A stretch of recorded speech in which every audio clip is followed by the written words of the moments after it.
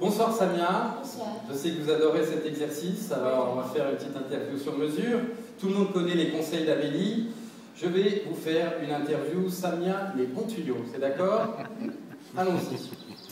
Qui vous a conseillé de remettre le prix de la science sublimée et était-ce vraiment un bon conseil?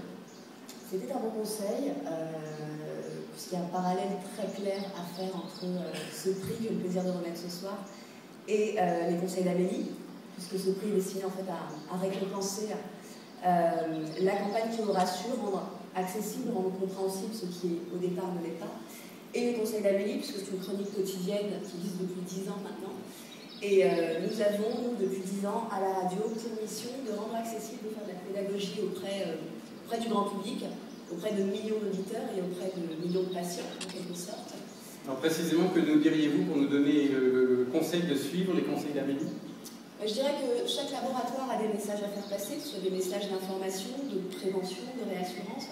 C'est vrai qu'ils ont, dans le cadre des conseils d'Amélie, la possibilité, dans une interview, de s'adresser en personne à leurs patients et de faire passer des messages très clairs, aux côtés d'une caution, aux côtés d'un prescripteur qui est Amélie.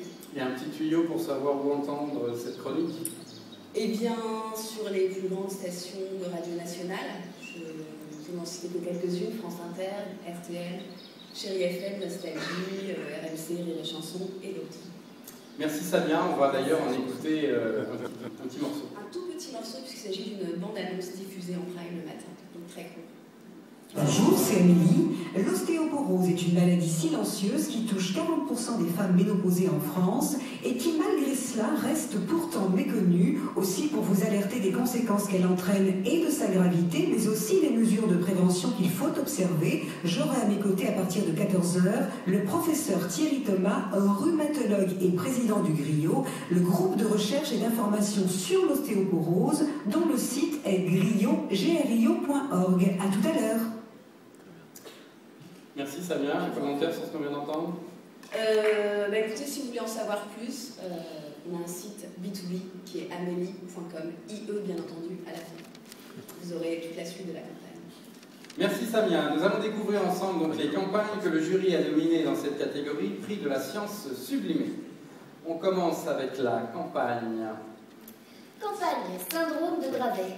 Agence Discovery Cascade, annonceur Biocodex.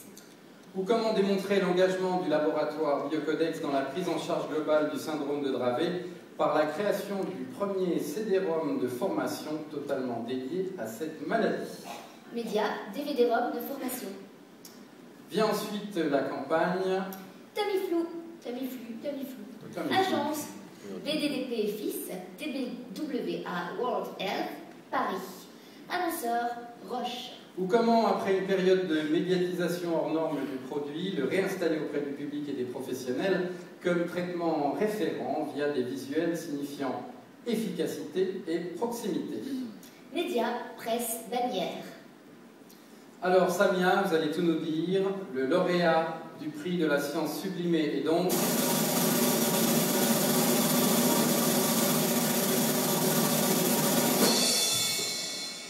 Syndrome de Dravet. Le syndrome de Dravet, merci au lauréat de nous rejoindre sur scène. Valérie Cormeux, responsable du budget, Marielle Veltes, directeur artistique et audiovisuel, Éric Villemin, directeur de projet, responsable technique, et Laurent Tiffen, responsable technique pour Discovery Cascade, ainsi que Fernand Coria, scientific manager Europe de Biocodex. Once I was a sentimental thing.